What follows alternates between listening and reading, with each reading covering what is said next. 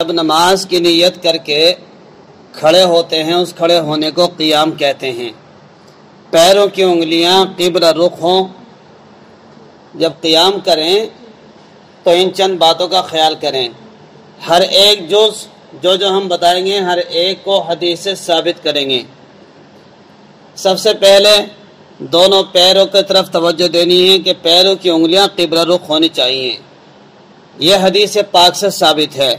قال ابو حمید الساعدی رضی اللہ عنہ عن النبی صلی اللہ علیہ وسلم یستقبل باطراف رجلیہ القبلہ۔ حضرت ابو حمید ساعدی سے روایت ہے کہ نبی پاک صلی اللہ علیہ وسلم اپنے دونوں پیروں کی انگلیاں قبلے کی طرف رکھتے تھے۔ جب نیت باندھنے کے لیے ہاتھ اٹھائیں گے تو ہتھیلیاں سینے کے برابر ہو اٹھائیں۔ ہتھیلیاں یعنی کہ عورتوں کی نماز کا طریقہ چل رہا ہے تو اس لیے سینے کے برابر اٹھائیں گے۔ عن وائل بن حجر رضی اللہ عنہ قال لی رسول اللہ صلی اللہ علیہ وسلم یا وائل بن حجر اذا صلیت فاجعل یدیک حذاء اذنیک والمرأة تجعل یدیها حذاء ثدییها۔ حضرت وائل بن حجر رضی اللہ تعالیٰ عنہ سے حضور صلی اللہ علیہ وسلم نے فرمایا اے وائل جب تم نماز پڑھو تو اپنے ہاتھوں کو اپنے کانوں کے برابر کر دو اور عورت اپنے دونوں ہاتھوں کو اپنی چھاتیوں کے برابر کر دیں۔ یعنی مرد اور عورت کے لیے فرق بتا دیا۔ ہمارے نبی صلی اللہ علیہ وسلم کی اس حدیث سے ثابت ہوا کہ جب مرد ہاتھ کانوں تک یعنی کہ نیت باندھے ہاتھ اٹھائے تو مرد اٹھائیں گے کانوں کی لو تک یعنی کانوں تک، اور عورتیں کہاں تک اٹھائیں گی یعنی سینے تک اپنی چھاتیوں تک ہاتھ اٹھائیں گی۔ تیسرا نمبر آتا ہے دونوں پیر بالکل سیدھے کھڑے ہو گئے۔ سیدھے کھڑے ہونے کے بعد دونوں ہاتھوں کو کانوں تک یا سینے تک اٹھایا۔ اب کیا نمبر آتا ہے اللہ اکبر کہہ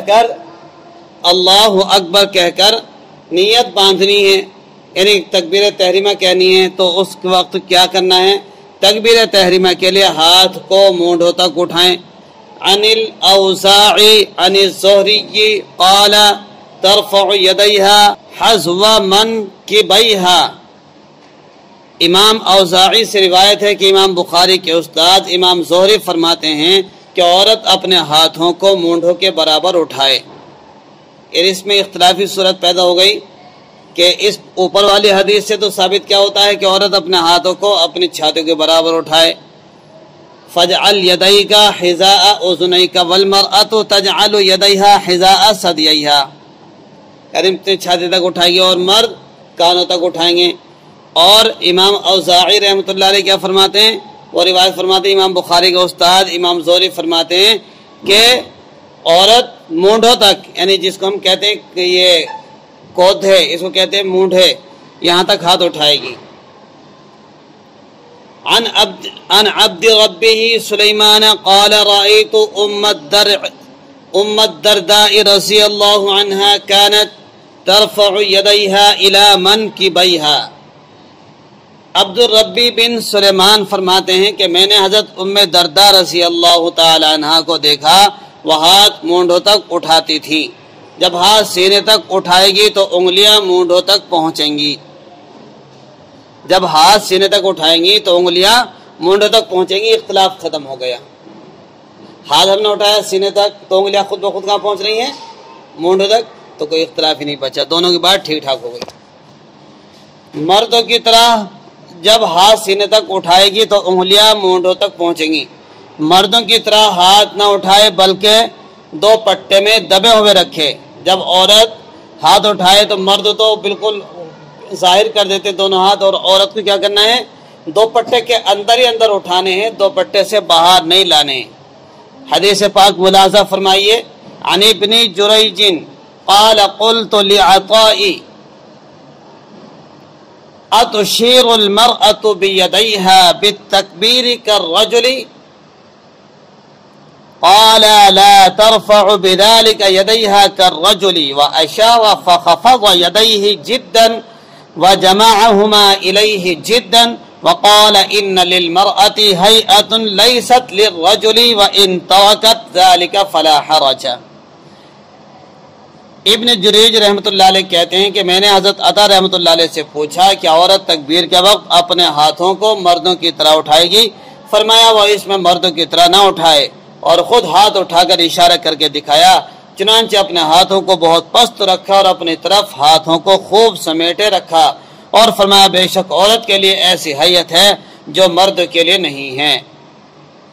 تکبیر تحریمہ کے وقت ہتھیلیاں قبلے کی رخ ہونی چاہیے۔ جب ہتھیلیاں سیدھی اٹھ گئیں، مرد کا بھی اختلاف سامنے آ گیا اور عورت کا بھی پتہ چل گیا کہ مرد کہاں تک اٹھائے گا اور عورت کہاں تک اٹھائے گی۔ کئی 2-3 حدیثیں ہمارے سامنے پیش ہو گئیں۔ اب ہتھیلیاں کیسے ہوں؟ یعنی بالکل قبل رخ ہونی چاہیے، مڑی بھی نہ ہو، ایسے مٹھی نہ بندی بھی ہو۔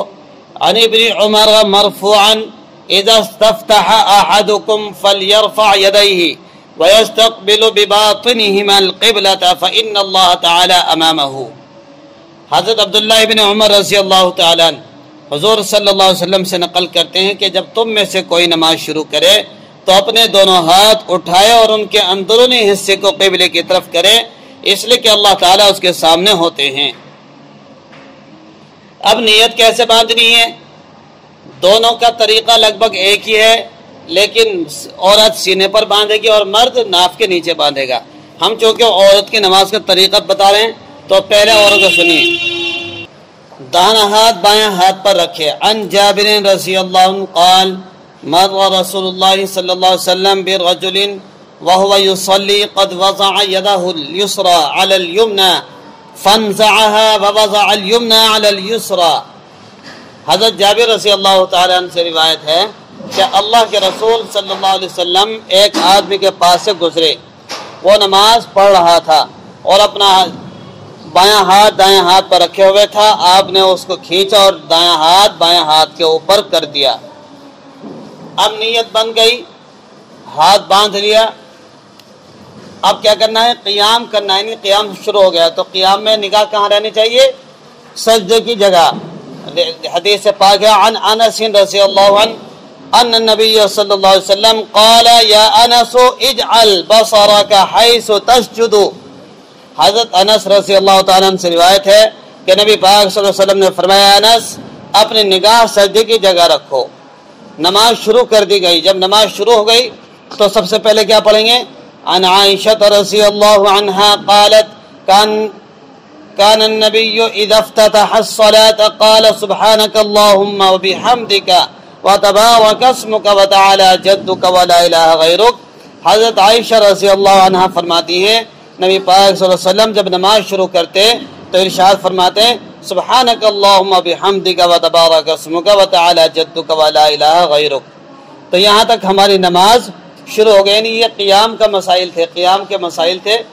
اب ایک بات رہ گئی جس کو روایت میں بیان نہیں کیا گیا کہ جب نیت باندھے تو عورت جو ہے دایاں ہاتھ بایاں ہاتھ کے اوپر رکھ دے اور مرد حلقہ بنائے، حلقہ بنا کر اس کو چھوڑ دے۔ یہ قیام کے بارے میں چند احادیث پاک تھی۔ قیام کے سلسلے میں جتنے بھی جز ہیں ہر جز کو الگ کیا گیا۔ پیروں کی انگلیاں قبلے کی رخ ہونی چاہیے۔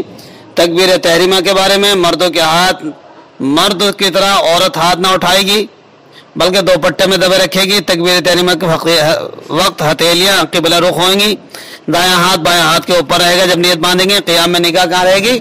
سجدے کی جگہ پر، اور شروع نماز میں ثنا پڑھی جائے گی۔